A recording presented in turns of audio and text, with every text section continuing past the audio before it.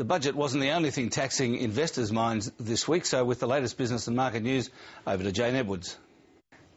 Thanks, Alan. Lingering nervousness over Greek debt pushed Wall Street stocks lower on Friday. The major indices lost around 1% each as investors moved out of riskier assets into safer sectors like healthcare and utilities. Many analysts are now forecasting a pullback in share prices as the Federal Reserve's injection of money comes to an end next month. The rally in commodities appears shaky and European debt continues to cast a shadow over international markets. The IMF and Eurozone ministers are meeting over the next few days to discuss Greek debt, and investors are bracing for some nasty surprises. But latest news on the US economy is reassuring, with inflation remaining in check and consumer sentiment rising as the job market improves. Across the week, the US share market was broadly unchanged. The UK gave away 1%, Europe and Japan lost 2%, and Australia fell by another 1%. Now, with all our local news, here's Marcus Padley. The market survived the budget this week. We saw a bit of a wobble in resources after the Chinese tightened Reserve Bank requirements. In the banking sector, the CBA had a third quarter trading update much in line with expectations.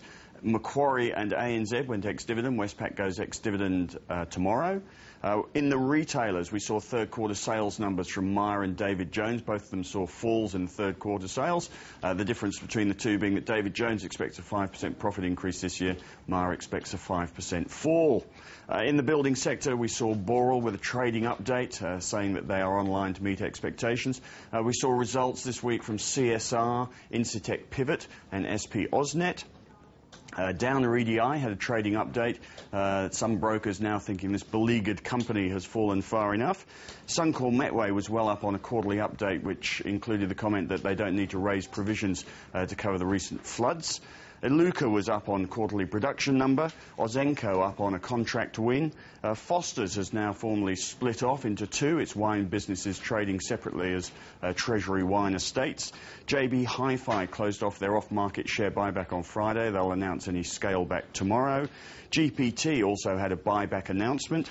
Redflex collapsed after shareholders rejected a bid from Macquarie and the Carlyle Group. Australian Agricultural was down on the capital raising, and Gloucester Coal spent the week in a trading halt ahead of a large acquisition and a capital raising. We saw profit warnings this week from One Steel, BlueScope Steel and Paperlinks, all of those companies hurt by a higher Aussie dollar, and we also saw a profit warning from Select Harvests. On the takeover front, we've seen bids for Spotless and Centrebet. Winner of the week this week was Catalpa Resources, up 23% after a bid from St Barbara Limited.